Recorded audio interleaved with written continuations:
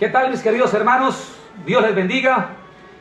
Hace 8 días le pedimos el favor a ustedes que participaran hoy del servicio. Nosotros no hemos preparado ninguna predicación para esta noche. Ustedes van a enviar la pregunta en este instante. Aquí tengo 2 eruditos de la palabra de Dios que me van a ayudar a contestar los interrogantes que usted nos formule. No tenemos toda la sabiduría ni conocemos todos los misterios de la palabra de Dios, pero humildemente y sencillamente tratamos de dar una respuesta basada en la palabra de Dios. Tal vez si la pregunta es muy compleja y no tenemos un conocimiento claro, podemos postergarla para el próximo miércoles y dar una enseñanza, un tema más claro. Sin embargo, creo que con la ayuda de Dios podemos hoy suplir su necesidad de acuerdo al interrogante que tenga. Aquí mis hermanos están leyendo la pregunta para mirar qué pregunta nos llega primero. ¿Tiene por ahí una? Pastor, yo creo que comencemos con la, entonces, que usted tiene planteada. Aquí me llega una pregunta primero para leer. Hay una pregunta para nuestra hermana, la envía el hermano Ricardo Flores. Un saludo para el hermano Ricardo Flores. La pregunta es para la hermana Elisa. Amén. La pregunta es la siguiente: ¿cómo podemos despertar el interés de Dios en tiempos de pandemia? Repito la pregunta para los hermanos que están allá. Ustedes pueden ayudarnos ahí contestando. Ojo con la pregunta, para que me ayuden a contestar también ustedes. La hace nuestro hermano Ricardo Flores y la pregunta es la siguiente: ¿cómo despertar el interés de la gente hacia Dios en medio de esta pandemia? Y pueden escribir, ayúdenme. Ricardo Flores nos remite esta pregunta y se la hace a nuestra hermana Elisa. Hermano Ricardo, un abrazo gigante desde acá, desde este lugar de la Iglesia Tiempo de Salvación.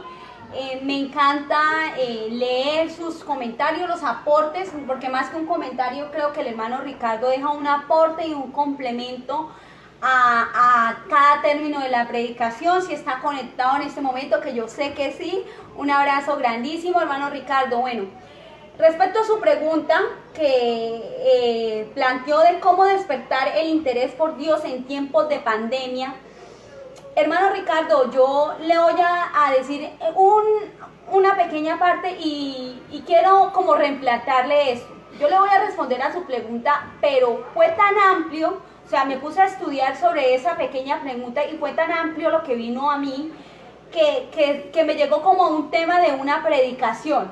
Entonces yo le voy a plantear a su merced lo siguiente. El próximo miércoles estaré dando una predicación sobre este tema. Ok.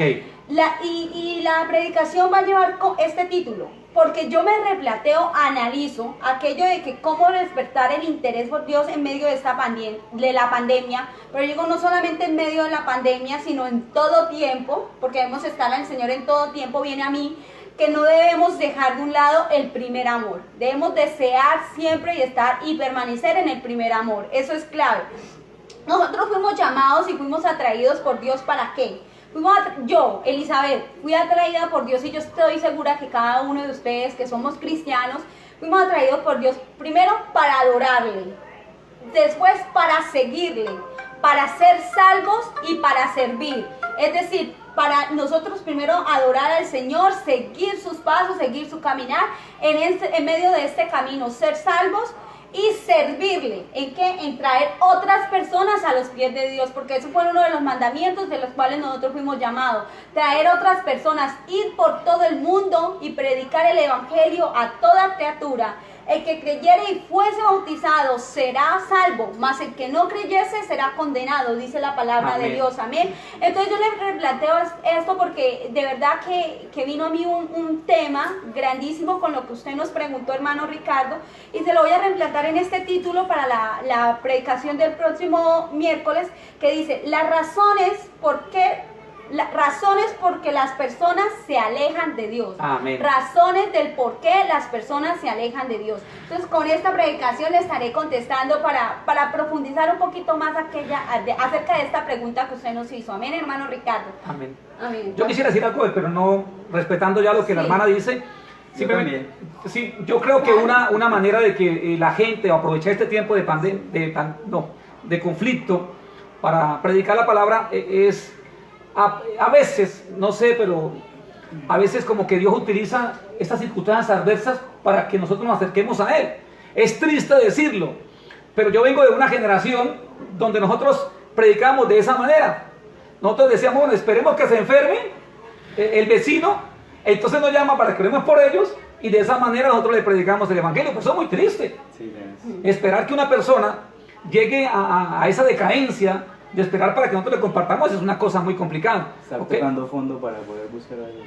Sí. Exacto. Entonces paramos, ¿algo va a planear usted lo que dice? Esto, yo quiero que me repitiera la pregunta que hizo el pastor Amén. Ricardo, el hermano Ricardo, perdón. ¿Cómo despertar el interés por Dios en tiempos de pandemia? O sea, en este tiempo. ¿Cómo despertar El interés. El interés. ¿Qué hacer para que las personas busquen a Dios? Yo pienso que ahí a mí automáticamente cuando escuché esa pregunta vino algo a mi mente y es que Dios, más bien Dios quiere despertar el interés por Él a través de esta pandemia.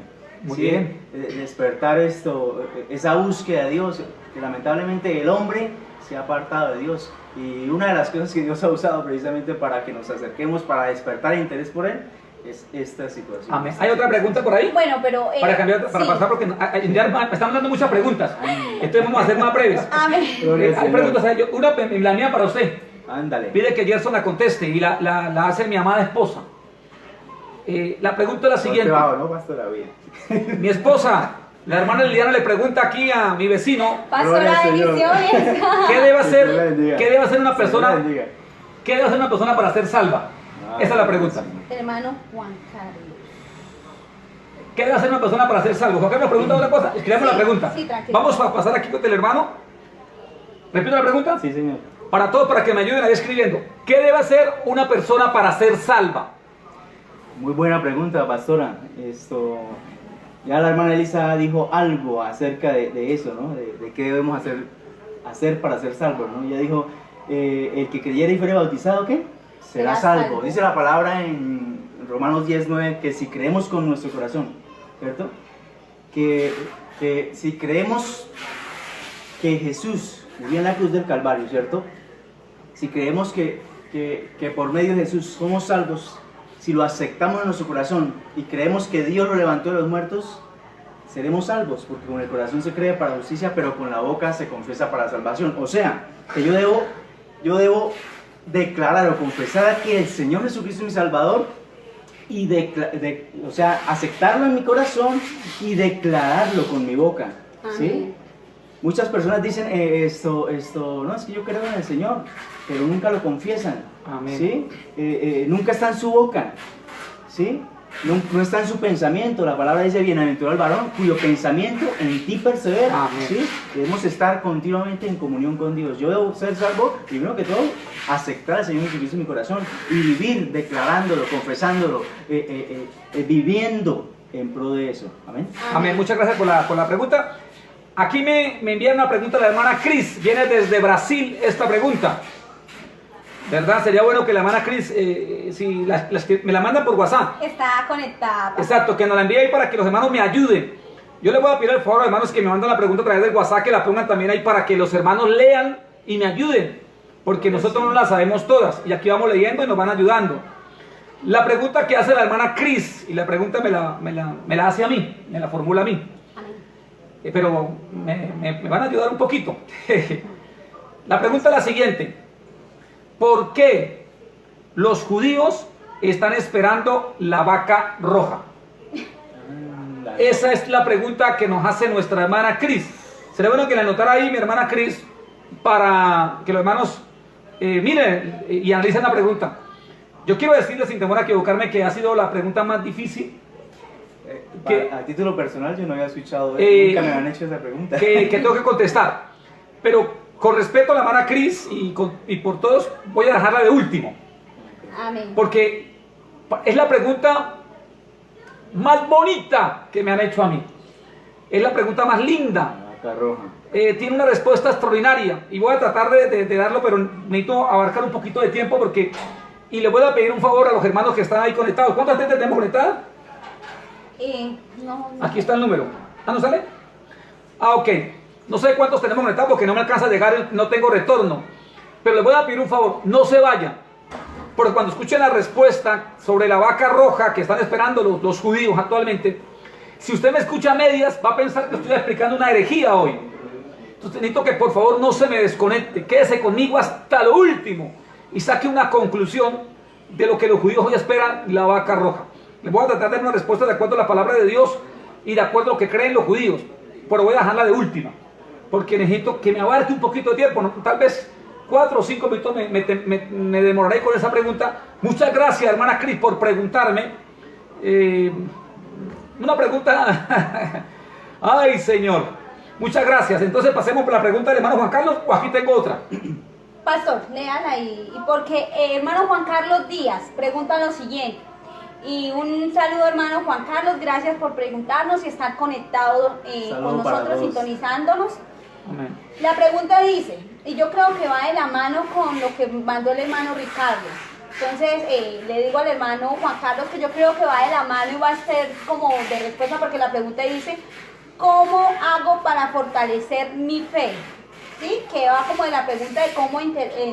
¿sí? ¿Para quién la pregunta? No. ¿A general? General. Vamos a contestarle.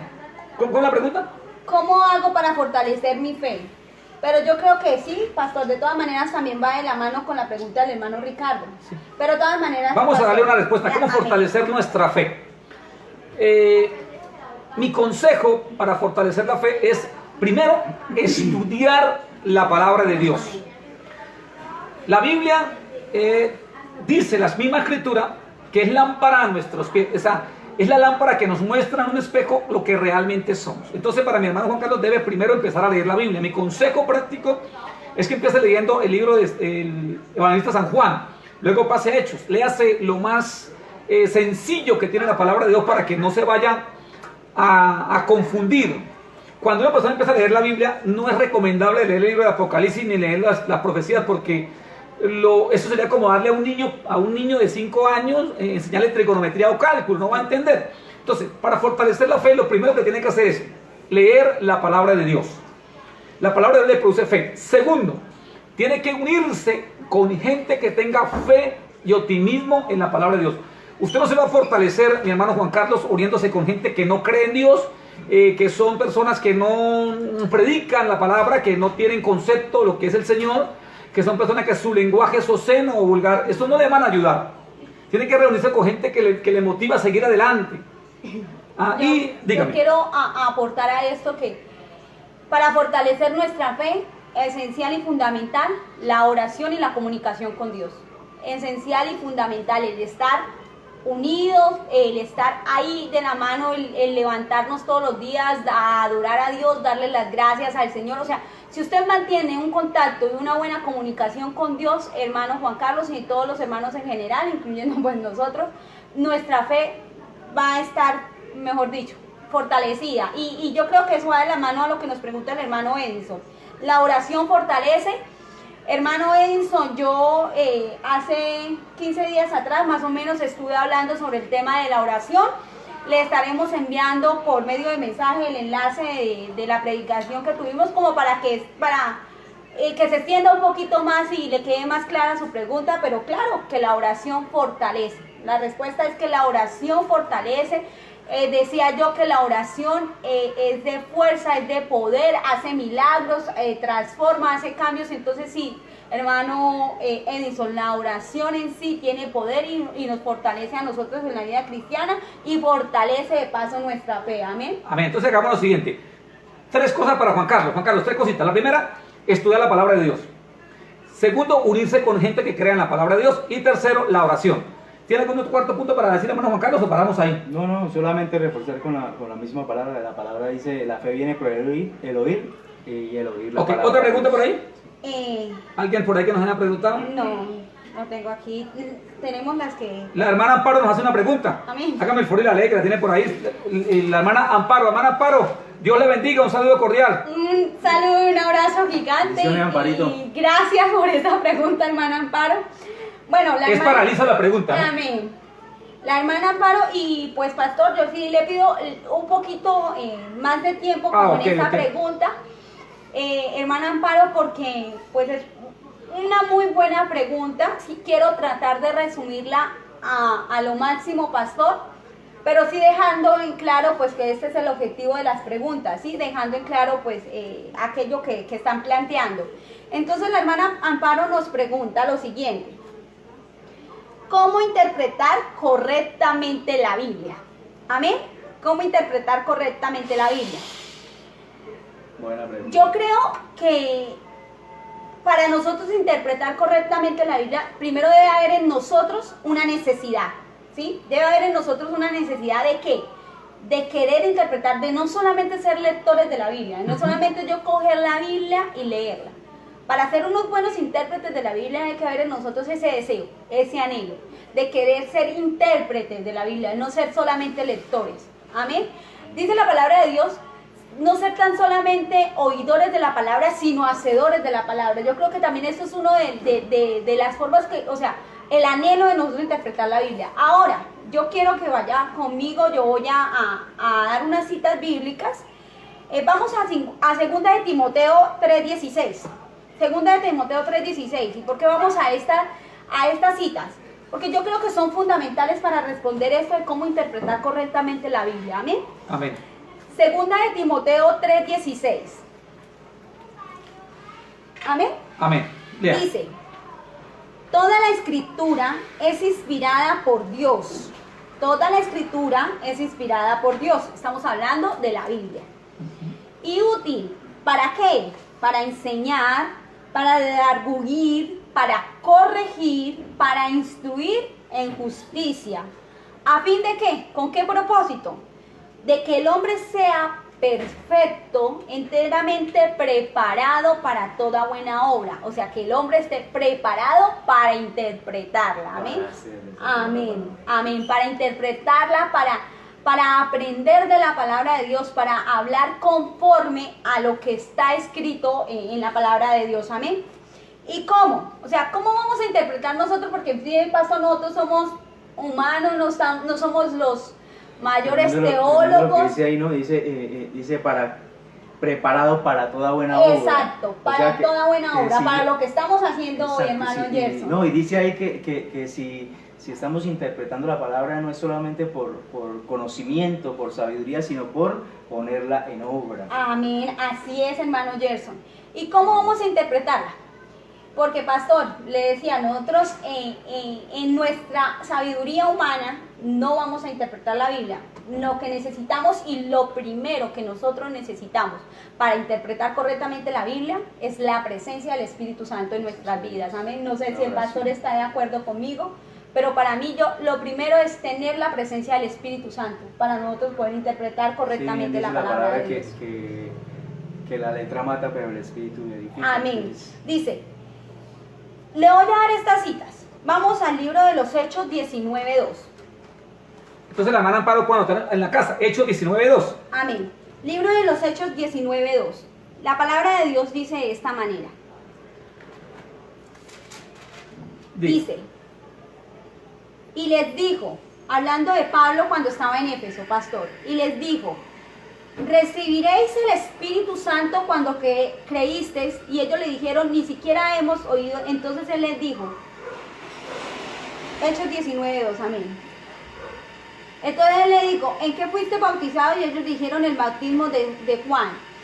Él les dijo, pero recibiréis, no la tengo aquí en la mano. Mientras usted la busque, le voy a ayudar tantico diciéndole algo a la hermana Amparo. Sí. Hay unas reglas de interpretación que se llama hermenéutica. Sí. Hermenéutica es la ciencia que Eso nos no es enseña profundo, ¿no, sí, pastor? a interpretar. Quería... No, pero está bien. Sí. Hermenéutica es la ciencia que nos enseña cómo interpretar correctamente los escritos bíblicos.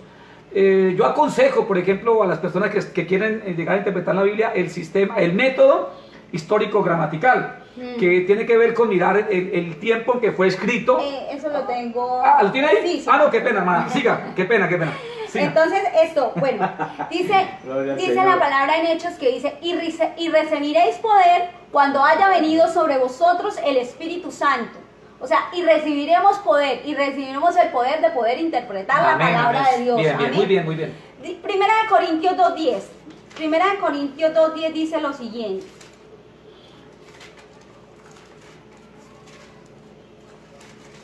dice Ayudemos. lo siguiente. Pero Dios nos la reveló a nosotros, hablando de la palabra de Dios, nos la reveló a nosotros por el Espíritu, porque el Espíritu todo lo escudriña, aún lo profundo de Dios. Amén, amén. Muy bien. Amén. Entonces yo creo que una de las bases es, y lo primordial y lo esencial, es la presencia del Espíritu Santo en nuestras vidas. Ahora, como segundo punto, para poder interpretar la palabra de Dios correctamente se necesita un estudio cuidadoso, sistemático, como decía el pastor, que es lo que estaba hablando el pastor, de la ciencia que estudia esto, y constante. El dicho que dice que la práctica hace al maestro, pastor, es decir, esto no es de solamente que cogí, no, estudiar, Que cogí, dígale al escudriñar. Señor, háblame, Señor. Sí, abre la parte y abre ahí. Judas se ahorcó, entonces va a decir, Amén. No, interpretar correctamente la Biblia tiene esto, tiene el anhelo, tener al Espíritu Santo, pero estudiarla, dedicar tiempo a estudiarla. Lo que decía el pastor, y voy ahí, que no leamos solamente porciones de la Biblia, que nos basemos en toda la Biblia, porque la Biblia está en un orden cronológico, pastor, y ahí sí le acepto su aporte. La Biblia está en un orden cronológico, entonces si quiere, pastor, lo que iba a decir. No, ok, que se tiene que mirar el texto en su contexto Amén. inmediato, que es decir, los capítulos anteriores o el contexto remoto, que es el porqué de... todo el pasaje conjunto. Se tiene que mirar el tiempo en que se escribió, la época en que se le escribió, la persona que había dirigido, las costumbres, el tiempo, todo eso, y lo que el autor quiso. A ver, ¿qué tenemos que hacer nosotros? Tenemos que meternos en la mente del autor, irnos remotamente a la época donde lo escribió, palpar lo que él dijo, sentir lo que él sintió. ¿Qué es lo que él quiere transmitir? La Biblia es un libro profético, es un libro de promesas, es un libro de fe, pero es un libro de historia también, pastor. O sea, la Biblia es el mejor de los libros porque recopila muchísimos aspectos, muchísimas cosas. Entonces, como dice el pastor y les decía, no solamente es leer porciones de la Biblia, es leer todo el contexto, a lo que nos lleva, es la única forma en que nosotros podemos interpretar correctamente un versículo, amén. Yo quiero leerles esta cita en 2 de Pedro 1, del 19, 20 y 21. Dice, tenemos también la palabra profética más segura, a la cual hacéis bien en estar atentos como a una antorcha que alumbra en lugar oscuro, hasta que el día esclarezca y el lucero de la mañana salga en vuestros corazones. Entendiendo primero esto, que ninguna profecía de la Escritura es de interpretación privada, o sea que es para todos. Porque nunca la profecía fue traída por voluntad humana, sino que los santos hombres de Dios hablaron siendo inspirados por el Espíritu Santo. Amén, muy bien. Entonces, hermana Amparo, para responderle a esto, yo le reimplanteo una pregunta, ¿sí? Le voy a reimplantar una pregunta. Ya le dijimos que pues con la presencia del Espíritu Santo, con un arduo estudio, no leyendo porciones, sino conociendo toda la historia, hay un dicho cuando uno estudia historia que dice que si conocemos el pasado podemos entender nuestro presente y predecir algo de nuestro futuro. Dice, ¿qué cualidades? Entonces yo le voy a replantear la pregunta así: ¿qué cualidades debe tener una persona? Debe tener un intérprete de la Biblia. ¿Qué cualidades debe tener un intérprete de la Biblia? No los voy a explicar, pero los voy a dar los puntos. Ok, muy bien. Entonces, primero, debe ser una persona que esté en sus 5 sentidos, en su cabal juicio. Es una persona que esté completamente concentrada. Exacto. Segundo punto, debe tener un sublime respeto a lo que está escrito en la palabra de Dios. Respetar completamente lo que está escrito en la palabra de Dios. Dice que ni un punto ni una jota será ni añadida ni quitada de la palabra de Dios. Amén. Tercero, se necesita un espíritu dócil y enseñable. Es decir, no un espíritu de altivez y un espíritu de que yo me la sé todas o que es como yo lo digo, como yo lo... No rebeldía. Amén, hermano. Muy bien, muy Jess. bien. Se necesita ser un amante de la verdad. O sea, el querer aprender la verdad, meterse en el tema profundo. Quinto, tener paciencia para el estudio, porque no es lo que decía, no es que cogí y ay no, pero tengo que saber lo que dice, no, tener paciencia, lea, vuelva a leer, mire, pídale la unción de Dios, porque de esa es la manera para nosotros aprender, con paciencia. Alguien dijo una vez que para uno aprenderse un texto o para poder sacar el extracto de una historia debe leerla por lo menos 7 veces, ¿no? Amén, amén, es escudriñar. Sexto, debe ser prudente. Yo creo que debe tener uno prudencia, pastor, cuando uno interpreta la palabra de Dios. Y séptimo, tiene que ser una persona de oración. Una persona de oración y comunicación. ¿A qué me lleva todos estos puntos? A que todo está acompañado de la presencia del Espíritu Santo. La verdad, para mí, le digo, hermana Amparo, entre más usted tenga comunión con Dios y a todos los hermanos que nos están oyendo, entre más usted esté ahí con Dios y tiene esa llama viva del Espíritu Santo, Él es el que se va a encargar de mostrarle y de hacernos interpretar correctamente su palabra. Amén. Amén. ¿Alguna otra pregunta por ahí? Miremos a ver qué otra pregunta. ¿Alguien tiene otra pregunta por ahí? ¿O qué? No, pastor, yo Bueno. creo que vamos a la suya. Ok. Estoy dando vuelta, ¿no? Aquí está la pregunta, Gerson, mira, la puede leer. ¿Cómo dice? ¿Por qué los judíos están esperando la vaca roja? Eso Ok. sí me quedé plot yo. Esa no la sabía yo. Quiero decirles, hablando sobre la vaca roja, regáleme toda su atención, por favor. Les pido en el nombre del Señor que no se me salgan por un instante, quédense conmigo, vamos a hablar sobre la vaca roja que esperan hoy los judíos. Oye, acá hay una pregunta intensa del hermano, pero ya tocar para... Bueno, están conmigo, ¿verdad? Si tenemos tiempo contestamos esa. Entonces, la pregunta me la hace nuestra hermana Cris Enza, desde Brasil, y la pregunta es, Brasil. ¿esperan por qué a ver, vuelvo a leerla, ¿por qué los judíos están esperando la vaca roja? Muy bien. Bueno, No la vaca Lola, sino la vaca quiero roja. decirles que es una pregunta que tiene muchísimos matices, que necesitaría yo aproximadamente 4 programas para dar esa clase, y sin embargo creo que me quedaría corto. Pero voy a tratar de resumirlo de la manera más prudente, más sabia y que quede sembrado en el corazón la enseñanza. Así que arrancamos. Voy a empezar por lo más fácil, que todos lo conocen. En Éxodo capítulo 32, encontramos que el Señor le entrega las tablas a Moisés. Las tablas de la ley expresadas en ordenanzas. Moisés toma las tablas de la ley. Pero cuando Moisés va a bajar el monte Sinaí, Dios le advierte y le dice, ojo, que el pueblo se hizo un ídolo, que el pueblo está en rebeldía, que el pueblo ha pecado. Déjame y lo consumo, y de ti haré una nación nueva. Moisés intercede por el pueblo. Dios accede a la petición que hace Moisés y dice, vaya rápido, vaya rápido. Moisés baja. Cuando baja, se da cuenta que hay un becerro que están adorando los judíos. Una vaca. Es un becerro. ¿Qué hace Moisés?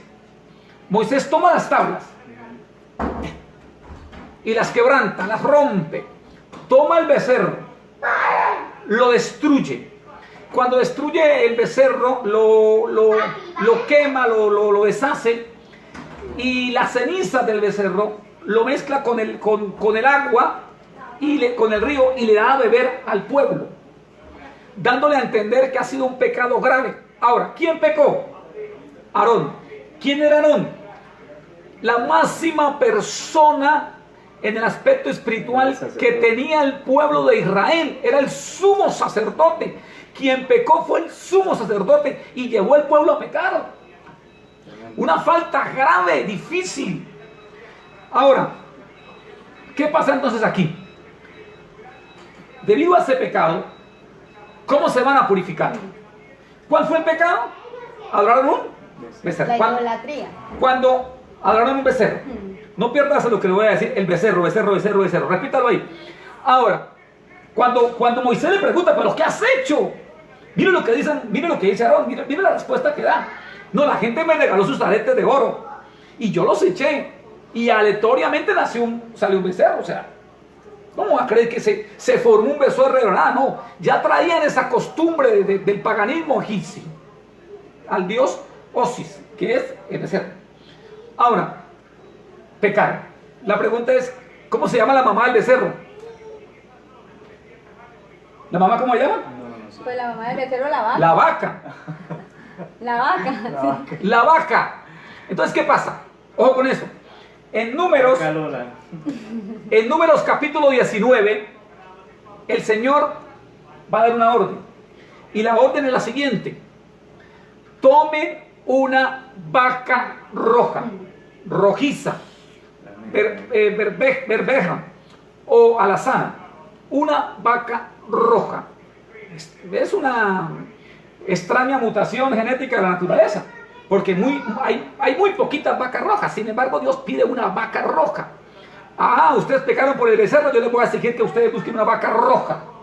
Ahora, es un extraño sacrificio que van a hacer para la purificación de ellos. Entonces, toman la vaca roja y la sacrifican. Ahora, ¿cómo la compraban? Los sumos sacerdotes o los sacerdotes eran los que compraban con tesoro del templo, compraban la vaca roja. Después de que tomaban la vaca roja, la llevaban fuera de la ciudad para ser sacrificada. Si usted lee el libro de Levíticos, se da cuenta que todos los sacrificios se hacían en el templo, pero el de la vaca roja se va a hacer fuera de la ciudad. ¿A qué le suena esto? ¿Cuál es el simbolismo de esto? A Jesús. Jesús muere fuera de la ciudad. Ahora, cuando toman la vaca y muere fuera de la ciudad, entonces la queman. Ahora, la vaca no era sacrificada por el sumo sacerdote, era por cualquier levita, cualquiera. Jesús también murió por cualquiera. Ni siquiera sabe el nombre de la persona que le enclavó sobre la cruz. Esto es una cosa maravillosa, un simbolismo increíble de lo que Jesús hizo. Noten esto. Jesús muere fuera de la ciudad.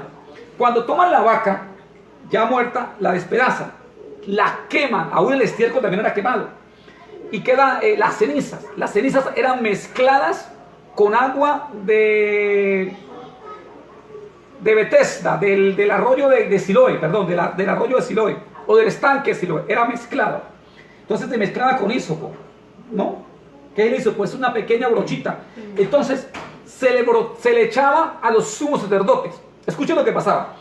Cuando esa mezcla entre lo sacrificado y lo limpio que es el agua, se rociaba a los sacerdotes, los sacerdotes quedaban completamente limpios, pero el sumo sacerdote quedaba impuro. Entonces los otros quedaban purificados y el sumo sacerdote quedaba impurificado. ¿A qué le suena esto? A Jesús. El Señor muere puro, limpio, pero cuando Jesús está muriendo, los pecados de la humanidad caen sobre él. Él es impuro por nosotros, porque todo el pecado de la humanidad, Él llevó todas nuestras dolencias sobre él. Y el justo por los injustos, gracias.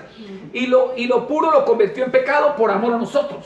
Es una cosa extraordinaria y maravillosa. La gloria sea para Dios a lo que hizo Jesús. Ahora, ellos lo explican así, los judíos, los hebreos. En el Talmud está la siguiente leyenda. Se habla de un rey que tiene su palacio. Ese rey convoca a una criada para que le haga aseo al palacio. La criada va con su hijo. Mientras el rey está durmiendo, el niño pequeño juega en la casa o en el palacio con todos los utensilios que habían y empieza a tumbar floreros, camas, hace un desorden total. Cuando pasa por la recámara del rey, hace tanta bulla que enfurecido se levanta el rey. Abre su puerta y ve un niño que está jugando y que ha dejado todo en desorden. El rey molesto llama: ¿quién es la madre de este niño? Aparece la criada y dice: ¿usted es la madre de este niño? Dijo: sí. Bueno, usted me va a limpiar lo que este niño ensució. Entonces los judíos explican: el rey es Dios, El niño es el becerro y la cría es la vaca del becerro que va a limpiar lo que él hizo. Entonces de esa manera se actúa. Ahora, de Números 19 pasamos al Nuevo Testamento. Jesús muere. Pero cuando Jesús muere da una profecía. Ojo con eso, da una profecía que el templo sería derribado. Pero también da una profecía que Israel sería restaurada. Y dijo lo siguiente: cuando la higuera florezca, sabed que el fin está cerca. La higuera es Israel. Sí. Cuando Jesús muere, resucita y va al reino de los cielos, a los 70 años el templo es destruido. El templo se acabó. Ahora voy a explicarles. De Números capítulo 19 a la destrucción del templo en el Nuevo Testamento, más o menos fueron sacrificadas 9 vacas rojas. Y son 10 que en la historia, solo falta una. Desde la destrucción del templo hasta nuestros días han pasado 2000 años.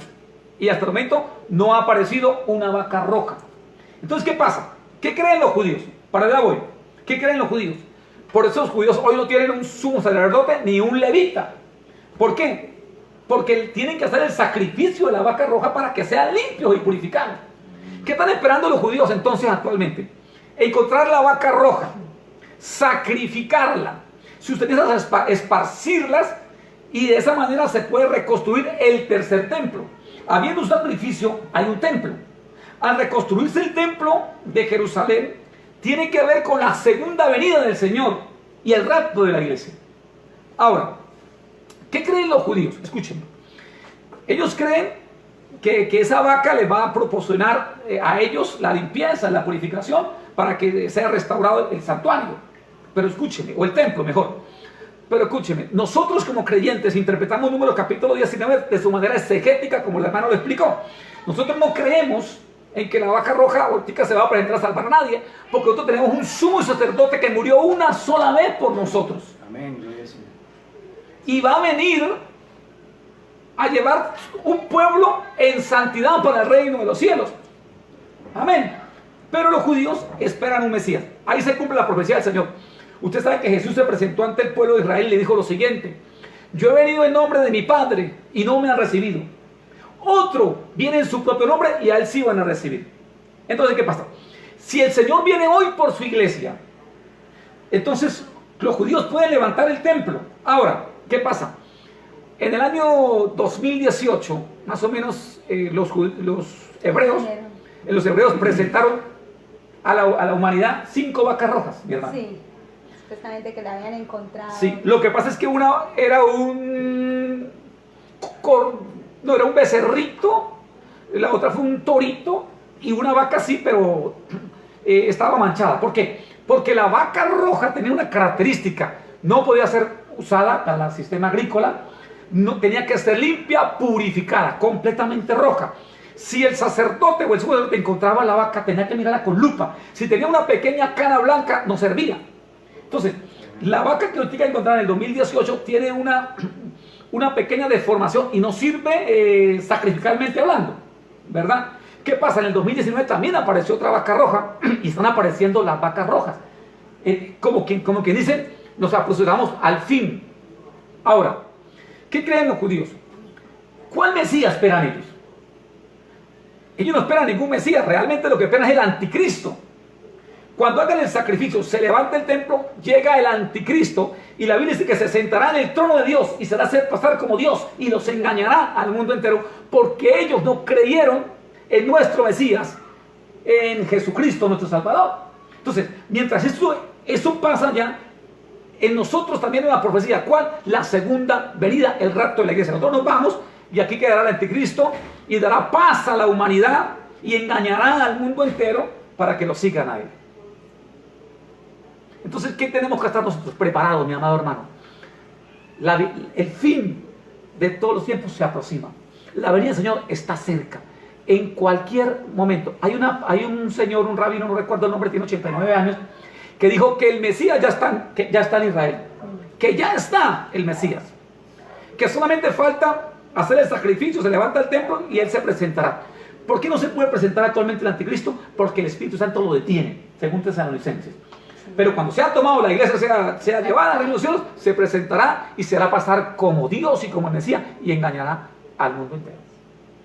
Pero no se preocupen, eso no va para nosotros. La Biblia dice que el Señor nos salvará y nos ayudará de la prueba que ha de venir al mundo entero. O sea que según esta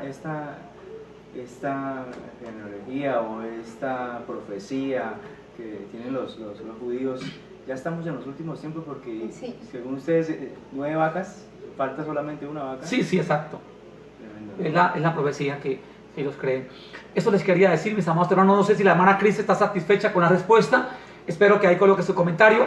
Y la gente me ayuda en cuanto a la vaca roja. Eso les quería decir. Tiene muchísimas cosas, porque cuando el anticristo se revele, entonces ya vienen los dos testigos. Ya viene todo lo que tiene que ver el trato de Dios con Israel, que es muy diferente con el trato gentil. ¿Sí? Pero eso es un tema larguísimo y me saldría el tema y no terminaremos esta noche. Dios les bendiga, Dios les guarde. Creo que terminamos por hoy, son Amén. las 8:25. Bueno, el hermano Edison hizo una pregunta. Es la siguiente: cuando una persona muere y le da chance antes de morir de arrepentirse, ¿es perdonado? Entonces, cuando una persona muere y le da chance antes de morir, ¿será perdonado? Es la pregunta de nuestro hermano Edison. La contestamos en 30 segundos. ¿La podemos contestar? ¿Va a decir algo? No, pastor, ¿quiere Bueno. aporte? Eso es una salvación muy remota. Yo no quería llegar hasta ese extremo de morir y ser salvo. Y lamentablemente hoy en día hay muchas personas que están pensando Pero así, es de que esa manera. hay que tener en cuenta que la muerte es algo predecible, Ok. e impredecible. Impredecible. Es algo impredecible y al mismo tiempo predecible. O sea, que todos vamos a morir. Todos vamos a morir o vamos a ser raptados, como dice el pastor, si viene antes el Señor Jesucristo por su iglesia. O Ok, sea, pero vamos a para las contestarle- personas que esperan esto, porque hay bien, qué personas pena. que esperan esto, ¿qué garantía tiene usted de que su muerte no sea súbita? De que su muerte no sea instantánea y que no tenga esta oportunidad. Ahora, ¿sí? Basemos en eso. Ahora sí, pastor, pues respondan. Ahora, hay un solo ejemplo en la Biblia. Imaginen, un solo ejemplo de que un hombre en su lecho de muerte recibió la salvación, que fue el ladrón. Un solo ejemplo. Yo no le daría ningún consejo a una persona que espere hasta el último día de su vida para arrepentirse, porque un solo ejemplo de tantos ejemplos que existen en la Biblia. Pero sí, claro que sí. Si una persona está en su lecho de muerte y se arrepiente, acepta que Jesús se salva, porque la salvación es gratuita, no hay que hacer absolutamente nada. No tiene que, el ladrón fue salvo sin dar un diezmo, sin congregarse, sin ser bautizado, sin predicar la palabra, sin congregarse, fue salvo. Y así de alguna manera la salvación va para todos los hombres. Pero yo no le aconsejo que esperen hasta el último momento, porque tal vez puede ser una muerte súbita. Dios les bendiga y eso quería responder.